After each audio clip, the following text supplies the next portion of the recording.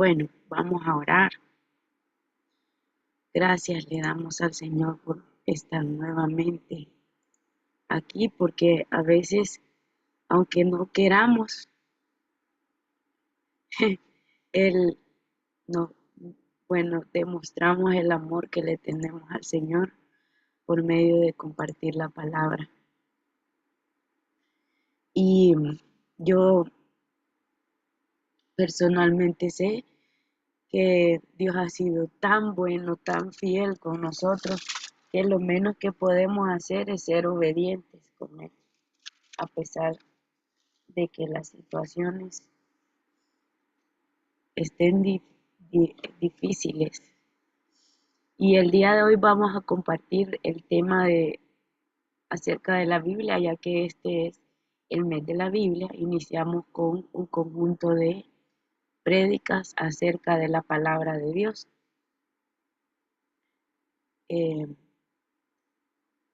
Entonces vamos a estar leyendo algunos versículos y viendo cinco, podemos decirle cinco argumentos con los cuales nosotros confirmamos de que la Biblia es la palabra de Dios. Y hay muchos más, pero yo le voy a mencionar el día de hoy solo cinco, ¿verdad?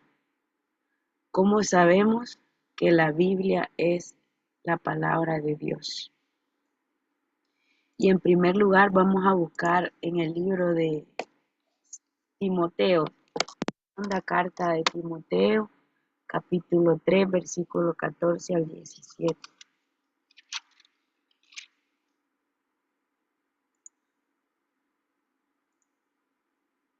Lo tengo. Ajá, léalo.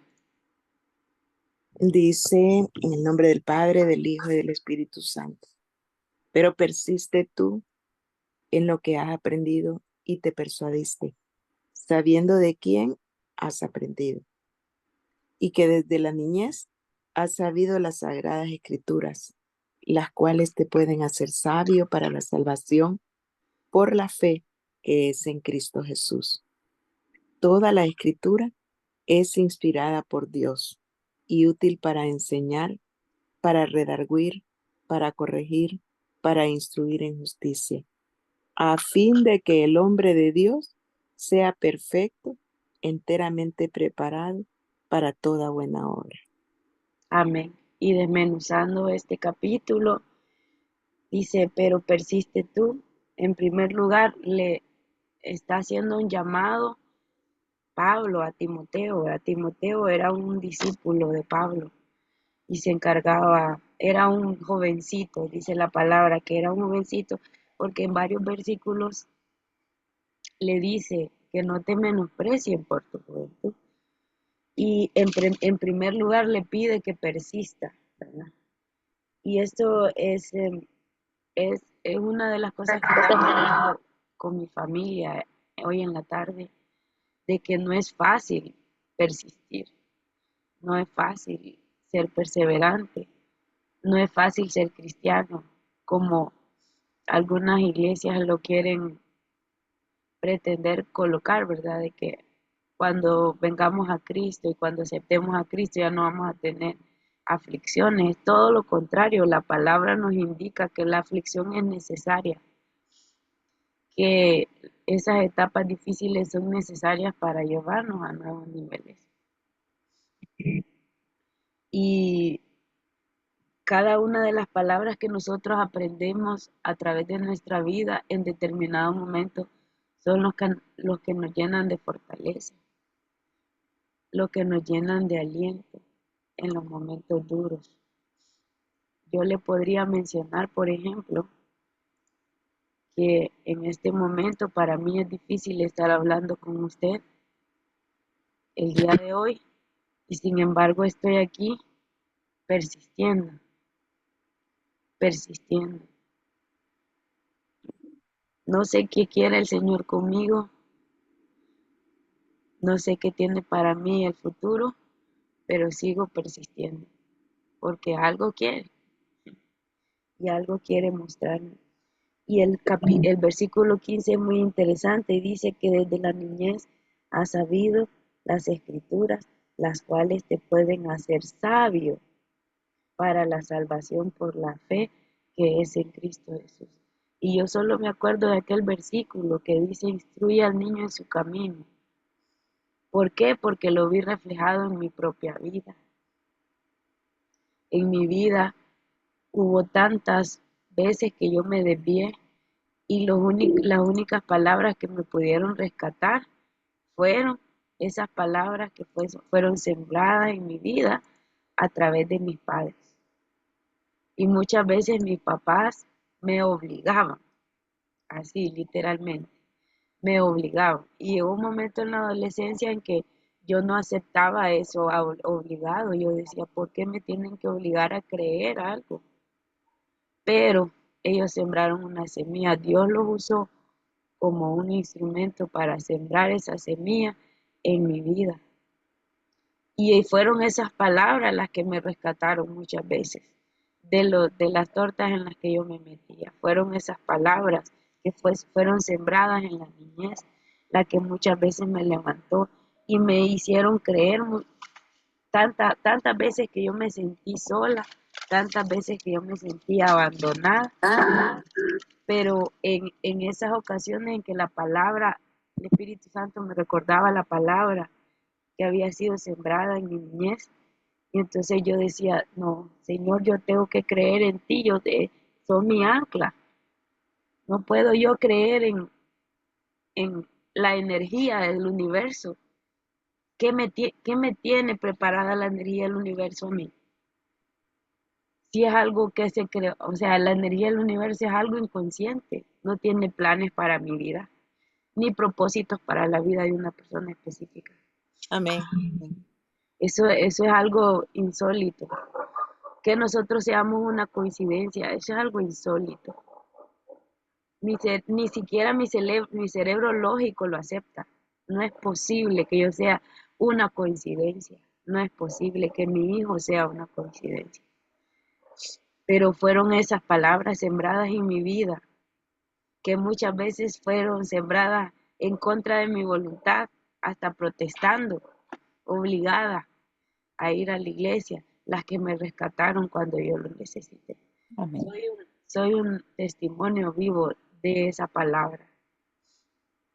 Y luego dice, toda escritura es inspirada por Dios. Y cuando está hablando de toda escritura se refiere a toda la palabra, porque recuerde usted que la palabra, la Biblia, es un conjunto de escrituras, es un conjunto de libros. No quiere decir que todo lo que escriben en el mundo es inspirado por Dios, porque usted mismo sabe y que espero que sepa que hay muchas cosas inspiradas por el diablo, ¿verdad? Hay muchos libros inspirados por Satanás, inspirados por demonios, inspirados por potestades y principados. Pero también está nuestra palabra, la palabra de Dios, que fue inspirada por Él mismo. Y vamos a ver 5 argumentos que sustentan esa fe que nosotros creemos, que es una de nuestras doctrinas más importantes, en las que manifestamos que la Biblia es la palabra de Dios. Y en primer lugar vamos a ver que la Biblia se declara a sí misma como la palabra de Dios. Se predica a sí misma y se confirma a sí misma como la palabra de Dios. En primer lugar, tenemos que ser conscientes de que este no es una cosa sobrenatural, o sea, no es un libro eh, que está en la imaginación, no es un libro como los libros de los griegos, ¿verdad? Que todas las historias griegas fueron creadas a partir de un imaginativo cultural. Esto es algo físico, pero no fue escrito directamente por Dios, aunque dice la palabra que sí hay unas tablas, ¿verdad? En piedra con la escritura de Dios, físicas, que existieron. Y no dice la palabra que fueron destruidas, por allá han de estar escondidas, enterradas, a saber, ¿va? ¿Dónde están? Pero este libro, este que nosotros entendemos, nosotros, no fue escrito directamente por Dios. Sin embargo, Fue escrito por hombres como usted y como yo. Hombres que fueron primeros bebés, nacieron en este mundo físicamente, corporalmente, ¿verdad? Reales. Fueron imperfectos, creo que tuvieron raspones, se debieron de haber caído cuando empezaban a caminar. Ni siquiera podían hablar al principio. No son personas que tenían una inteligencia, la palabra no nos dice que tenían una inteligencia más elevada que Einstein, con un IQ de 160 ni de 200. No, de hecho nos habla de muchas personas sencillas, de muchas personas que no tenían muchos conocimientos, nos habla de pescadores, nos habla de personas sencillas, nos habla de una prostituta en el Antiguo Testamento. O sea, no son personas que se destacaron muchas veces por su brillantez o por su inteligencia o por sus conocimientos. Eran personas sencillas que amaban a Dios, que tenían una fe inquebrantable como Abraham, por ejemplo, que creyó tanto en el Señor a ciegas que dejó su tierra y su parentela y se fue hacia una tierra prometida por Dios. Entonces, son personas naturales, pero la diferencia está, y esto es muy importante lo que voy a decir ahorita, porque de hecho lo escribí hoy en uno de los grupos que coordino en la iglesia de alabanza. La diferencia no está en cómo nosotros nos desarrollemos en nuestros ministerios, cómo alabemos, cómo oremos, cómo leamos la palabra. No, no. La diferencia está en el cómo Dios nos usa, cómo Dios nos utiliza como sus instrumentos. Ahí está la brillantez, ahí está la diferencia de lo que puede una persona hacer grande o pequeña, de la historia, cómo estas personas quedaron plasmadas, están en la historia, aun siendo tan sencillos. Y mire, ahorita precisamente vamos a leer segunda de Pedro, una persona sencilla, un pescador, de pescado, de esos que usted se come, ¿sí? Un pescador, así hablando, así como hablan los que andan en la calle, podríamos decir que es en nuestros tiempos, ¿verdad? Un vendedor de la calle, un vendedor de esos, de aguacate, así, una persona sencilla. Escribió 2 libros de lo que ahora integra la Biblia en la que nosotros creemos. Entonces, usted es la persona menos apropiada para menospreciarse, porque usted no conoce. Quizás si usted se menosprecia, no conoce el propósito que Dios ha depositado en su vida. Si Amén. se menosprecia, usted no conoce todavía el propósito maravilloso que Dios ha creado en usted. Y muchas veces las circunstancias de la vida y las personas mismas me han hecho creer que yo no soy suficiente. Los círculos en los que me muevo me han hecho creer que yo no soy suficiente. Pero hoy mi mamá me decía, es que las personas pueden creer lo que ellos quieran.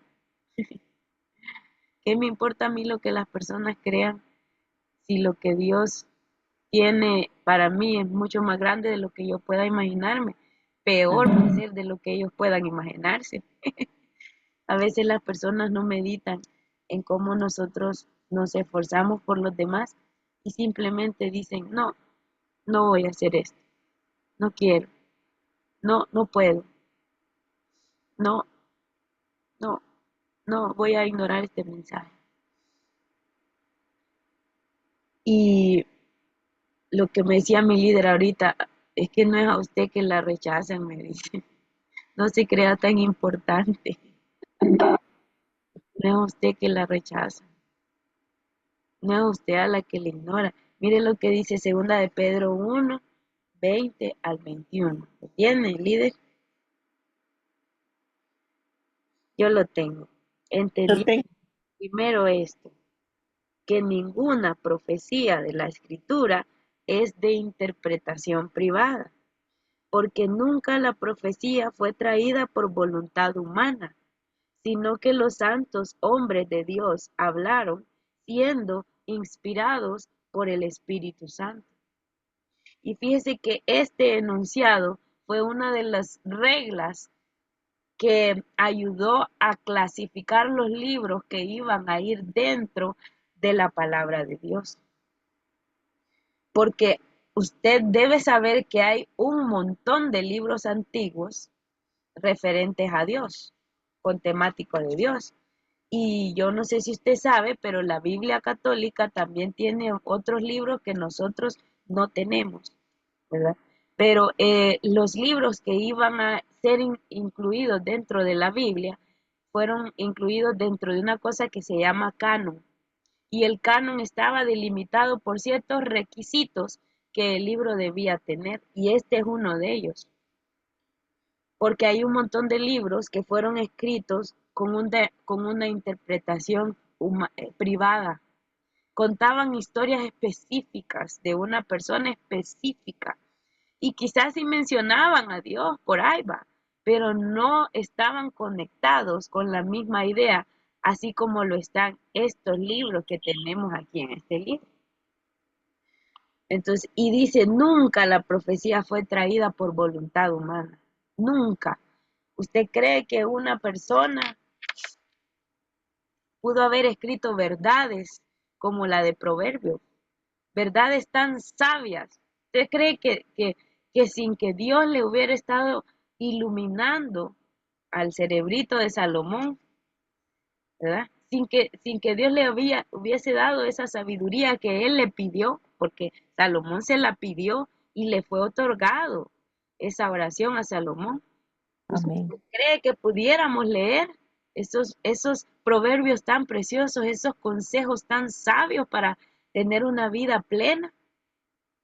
Como por ejemplo, mujer virtuosa, ¿quién la hallará? Porque su estima sobrepasa a la de las perlas preciosas. ¿Usted cree que eso pudo haber sido creado naturalmente sin la inspiración de Dios? Todos esos salmos, 150 salmos que tenemos tan preciosos, tan hermosos, esas profecías de Jeremías, de Isaías, tan impactantes. ¿Usted cree verdaderamente que tenemos la capacidad de así sin la guianza de algo supremo sobre nosotros? ¿Usted cree que tenemos esa capacidad de inventar? Yo no lo creo. Yo creo que Dios es el único que pudo inspirar esta palabra. Amén. Este escrito transforma, exhorta, instruye, porque es inspirada por Dios. Es, si usted se ha leído algún versículo y dice, uy, qué bonito ese versículo. Doña Consuelo muchas veces me ha dicho que, por cierto, bienvenida, doña Consuelo, bienvenida a Honduras nuevamente. Que Dios me le bendiga grandemente.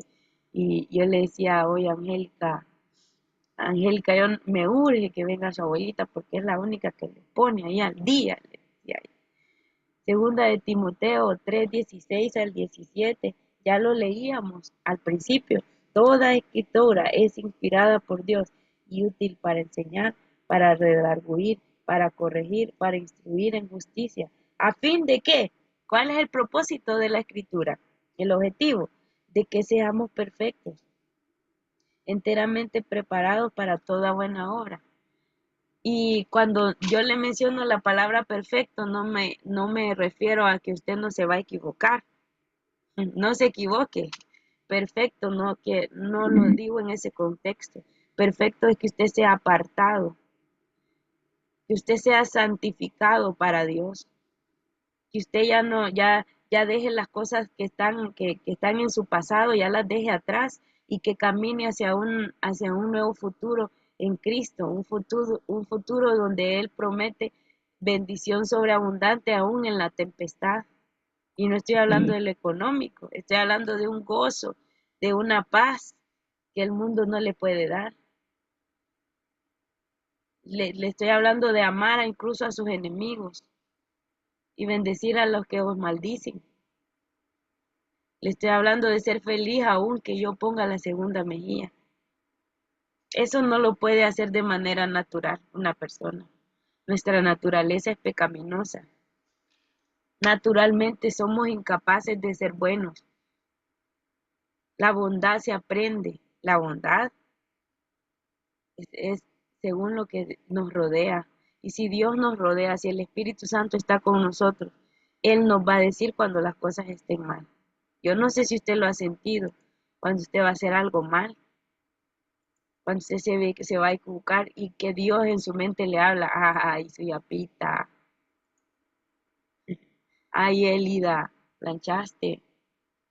A mí el Señor me ha hablado directamente, antes incluso de decir o hacer las cosas. Segundo, la Biblia es un libro que contiene profecías que se cumplen a la perfección. Y si yo me pongo a decirle todas las profecías que se han cumplido de la Biblia, pero usted puede irse, si usted tiene interés, váyase a Google y busque ese tema y se va a dar cuenta de que estamos creyendo en un libro que es verídico. Incluso históricamente hay pruebas de que la Biblia es verídica y que la Biblia ha cumplido su palabra. Estábamos hablando recientemente, no me acuerdo con quién, de que ya encontraron vestigios de donde era antes la ciudad de Sodoma y Gomorra y que todavía tiene carbón. Hay vestigios de cómo yo veía esos estudios de National Geographic de personas que estaban tratando tantas veces, personas que estaban tratando de desmentir, entre comillas, la Biblia y después salían con descubrimientos que confirmaban los hechos históricos de la palabra de Dios. Entonces, la Biblia es un libro excepcional. Número 3, la unidad del mensaje desde Génesis hasta Apocalipsis. Usted ve todos estos libros y se va a dar cuenta de que parece que hay una comunicación entre ellos. Parece que Isaías le dijo a Jeremías, hey, mira, ve, terminé aquí, vos seguilo, continualo. Y después todos los profetas menores se iban pasando la estafeta. Igual en los evangelios, usted ve un montón de cosas repetidas y usted ve, esto lo vi en Mateo y esto también lo vi en Juan. ¿Qué pasa aquí repetido? Es confirmación. Y ve historias que se relacionan con el Nuevo Testamento que son del Antiguo Testamento. Es algo maravilloso. Tiene ahí Romanos 13, 3 al 3, 3, 3, 13 al 18. Lo tengo. Vean. Sepulcro abierto es su garganta, con su lengua engañan. Veneno de áspides hay debajo de sus labios. Su boca está llena de maldición y de amargura. Sus pies se apresuran para derramar sangre. Quebranto y desventura hay en sus caminos, y no conociendo camino de paz, no hay temor de Dios delante de sus hijos.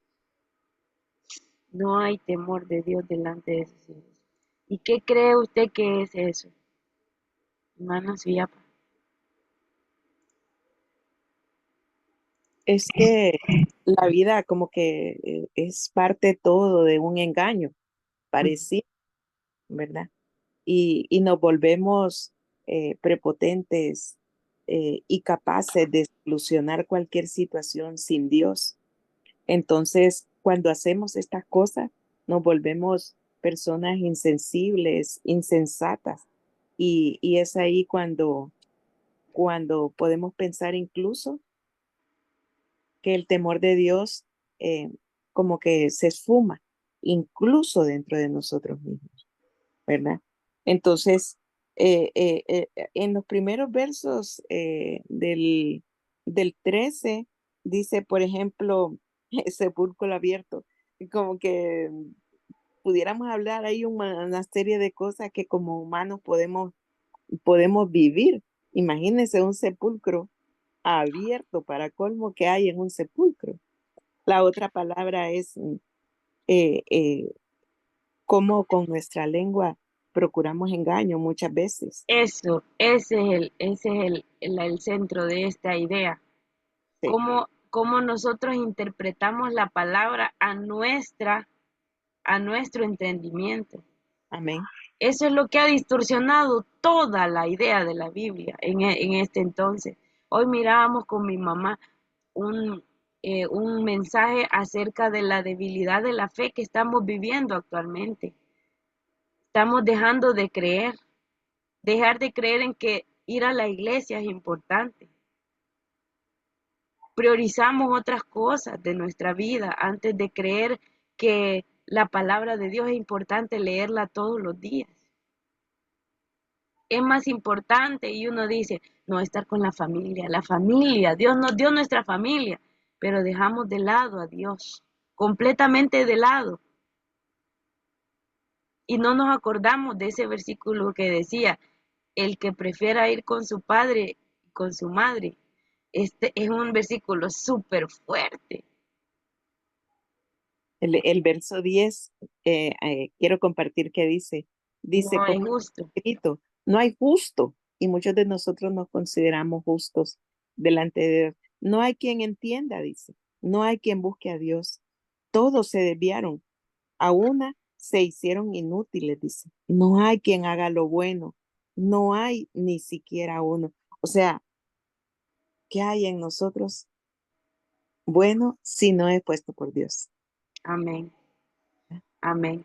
Solo por eso es que esto nos confirma mucho más de que el ser humano no es capaz de mantener la credibilidad. Solo Dios, solo el Espíritu Santo es capaz de esta unidad en el mensaje desde Génesis hasta Apocalipsis, profecías cumplidas, historias que se entrelazan entre sí.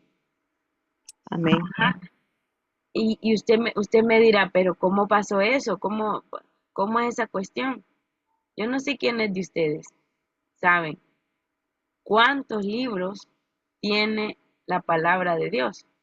Vamos a ver, Angélica. ¿Usted sabe cuántos libros tiene la palabra de Dios? Nos lo dijeron en la primera lección, pero se me olvidó. Ajá, dígame. Se me olvidó, profe. Ajá, Ivana. ¿Usted sabe cuántos libros tiene la palabra de Dios?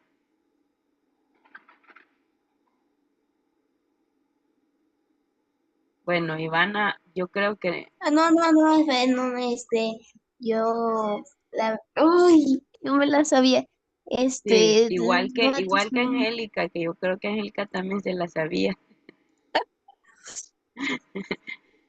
Y si ya que, Valeria, ¿usted sabe cuántos libros tiene la Biblia?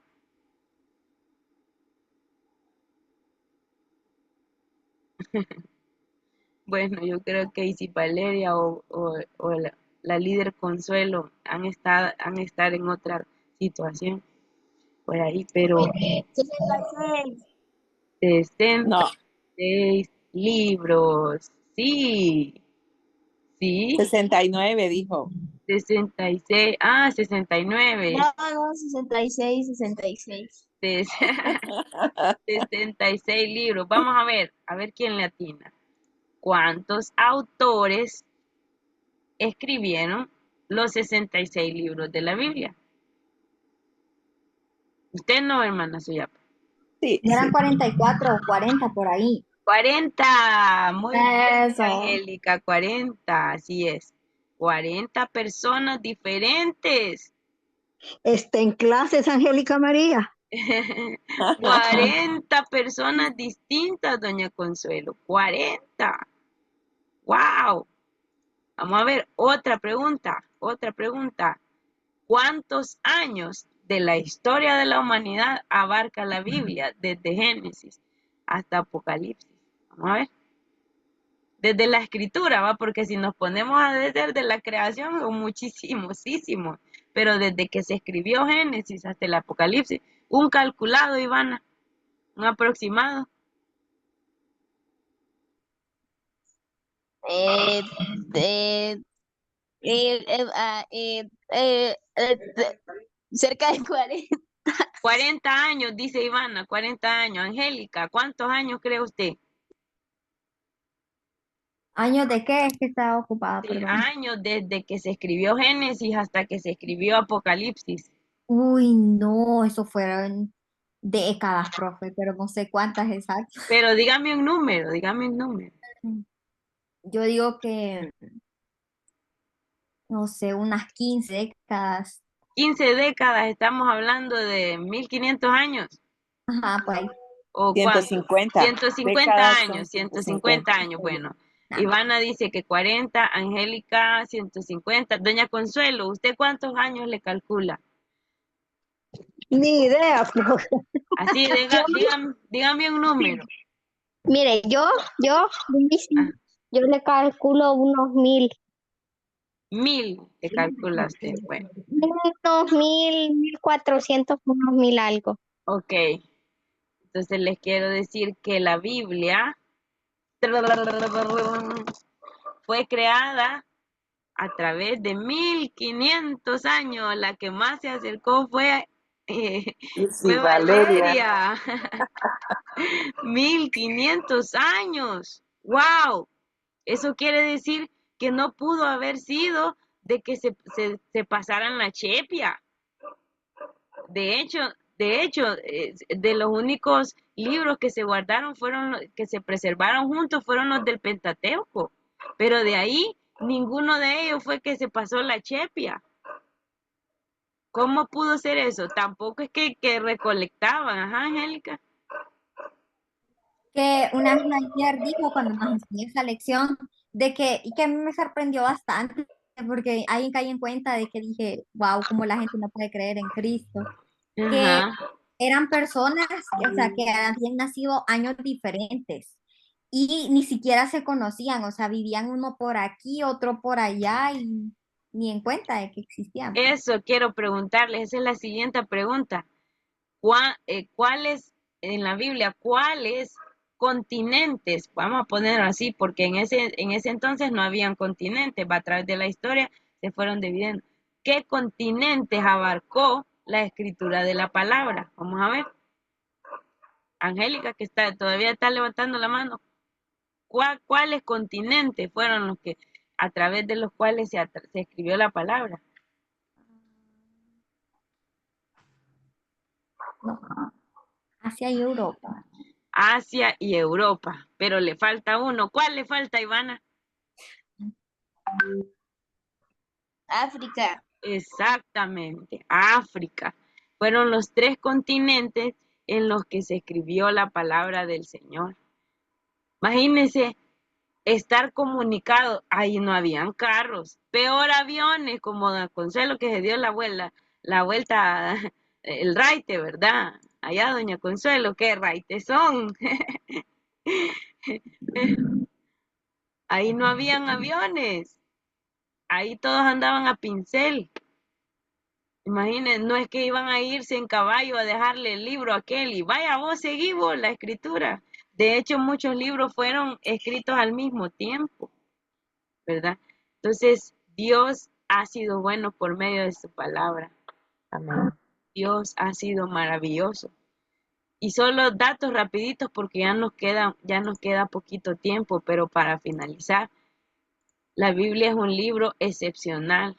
Se han vendido más de 2.500 millones de copias en el mundo.